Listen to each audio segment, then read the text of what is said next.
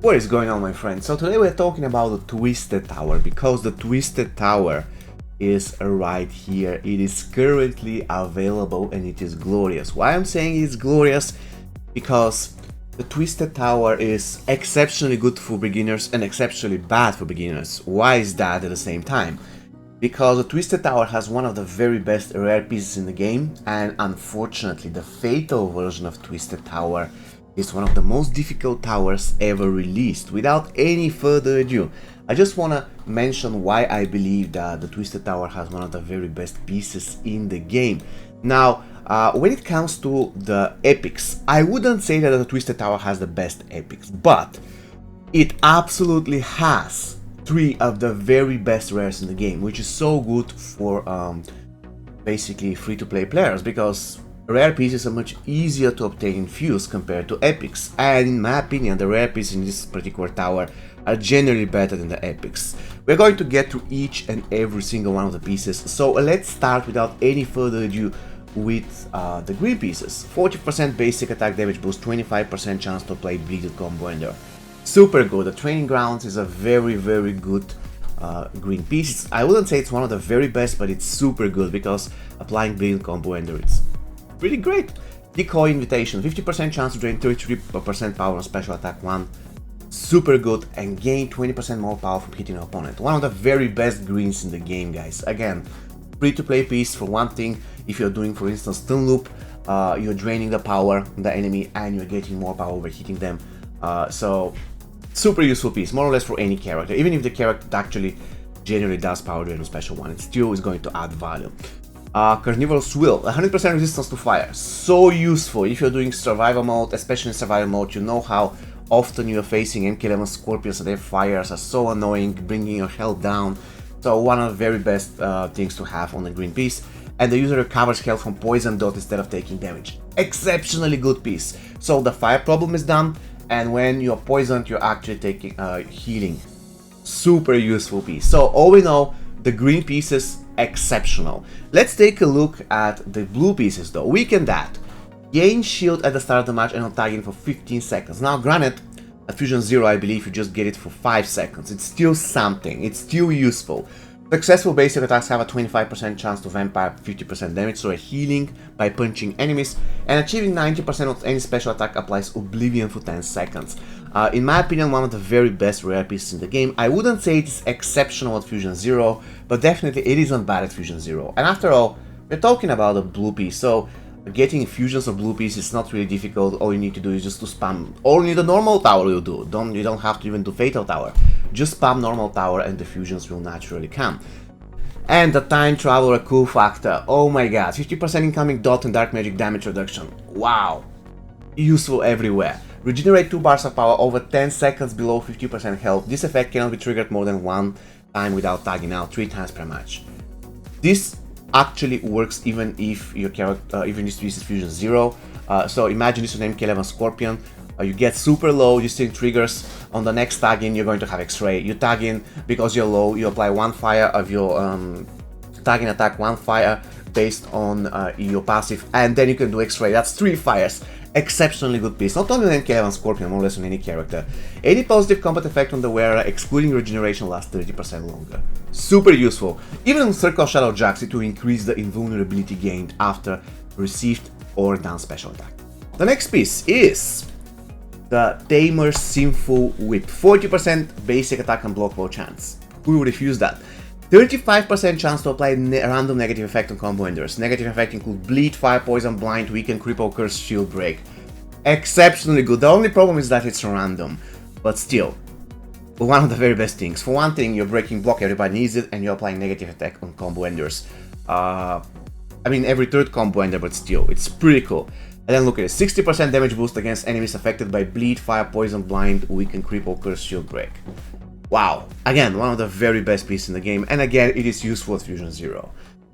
So, if I have to summarize, guys, we have 3 of the very best green pieces in the game, free to play friendly, and we have 3 of the very best blue pieces in the game, with the Time Traveler cool factor being exceptionally useful at Fusion Zero. The other 2s, they're good at Fusion Zero, but they become much better once you gain up some fusions, while the Time Traveler cool factor All you need to do is to unlock it, and it's going to be right there giving value to your account. One of the very best pieces in the game. So we have 3 great greens, 3 out of 3, 100% success rate, 3 great rares, 3 out of 3, 100% success rate. And now let's talk about the epics. Now, the epics in this tower are not horrible, but I wouldn't say that they're among the best at the same time.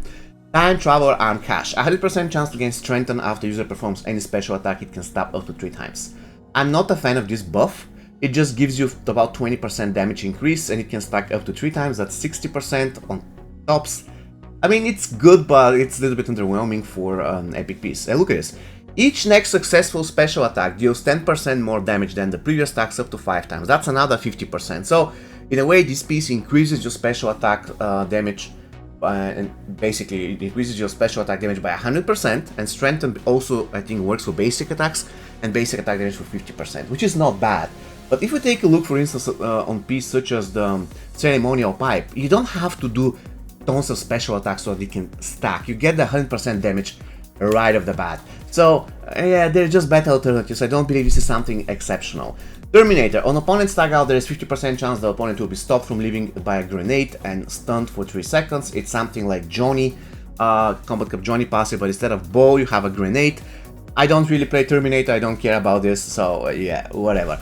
And then the effect that unlocks at Fusion 10 is pretty good. Special attacks deal 20% damage to all opponents. This is not a bad piece, but I wouldn't say it's one of the greatest pieces in the game. I wouldn't even place it in top 20 best pieces, even though I don't have it maxed out, I have it Fusion 9. So most probably I'm going to get it maxed by the end of the Twisted Tower, so I'm going to test its full potential. But so far I'm going to give it like a 7, solid 7 out of 10, it's just okay, nothing special. Tamer Hessian Boots, 55% max health boost, 30% power generation boost. I mean, you can just disregard the max health boost, it's... yeah. I mean, yeah, it can be useful in certain battles, but it's not really... It's much more useful, for instance, in survival mode and Crypt. But... 30% power generation boost, this is useful. And then, Sindel has 70% chance to scream when her teammate is being attacked with a special attack. The scream deals slow damage and applies slow and slightly heals Sindel. The problem here is that you don't want to get hit by special attack. This is useful, I'm not going to lie, I love using it on Daniel Blood Sindel when I play Daniel Blood Kitana, but at the general case, not really a fan. I look at the effect at Fusion X. If the opponent is affected by any debuff, they deal 40% less damage from special attacks against the user. Now, I'll give this piece... Now, in certain situations, this piece can be exceptionally useful, especially if you use troll teams or if you use Daniel Blood Kitana. But generally, I don't think it's a great arm. I'll give it like a 6 out of 10. Not my piece, I'm sorry. I have it maxed out and I almost never use it. Misfortune Teller. 100% chance to apply Curse debuff to the whole opponent team on successful special attack 1. Why on the whole opponent team? Like, it doesn't make any sense. But whatever. I mean, yeah, whatever, I'm going to take it. 70% critical hit chance boost against enemies affected by Curse. That's not bad at all.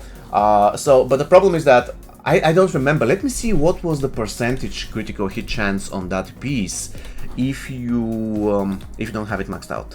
Let's see. I believe I do have it at very low Fusion 3 or Fusion 4.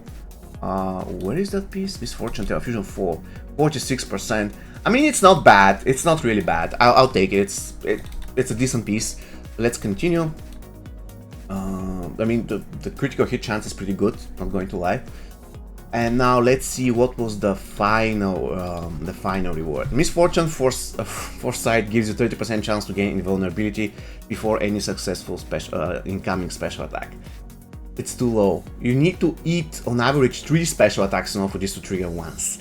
So this piece, I reckon it's better than the Tamer Hessian Boots, and I'm going to give it again a 7.5. I think it has more value than the Time Traveler's Arm Cash. I'd rather have the Curse and the critical hit chance, because more or less all you need this piece maxed out and you forget about critical hit chance. If you have the talents and everything, you're going to have about 90%, together with the hidden chance for every character, about 90%, and then the critical hits are going to be hurting much because you'll be doing special attack 1, you'll be spamming it all the time. So this piece, in my opinion, is better because it better fits my playstyle. Sorry. And the favorite toy. On special attack 2, there's a 100% chance that Seal will throw his explosive toy at the opponent, applying cripple and dealing 5% max health damage. That's not bad, especially against bosses. 40% damage boost against enemies affected by cripple. I never test. I don't remember, but I do believe that I tested this against bosses and the 5% max health damage was still working. 40% damage boost against enemies. Right. 1 bar of power on target and at the start of the match when equipped on a starting character. I think this piece is also great. This is actually the best piece in my opinion, because it's literally it's actually favors special 2 spammers a lot. Then we have the Misfortune Teller that favors special 1 spammers a lot. We have the Tamer's Assigned Boots, which whatever, and the Time Traveler Amcash, which is whatever. So I'd say that this tower has 2 very good epics and 2 just good epics. So all we know, it is a win. The only thing that I don't like Misfortune Teller last effect. It's just no. I do like the favorite toy last effect though. So yeah. All in all, this tower is a win, guys. So if you have the time, go ahead and make sure that you grind it so that you can get all the greens maxed out. They're great. All the blues maxed out, or let's say most of them, they're great. And if you manage to unlock some of the epics, that's also great. See you next time, guys, and have an amazing rest of your day. Take care.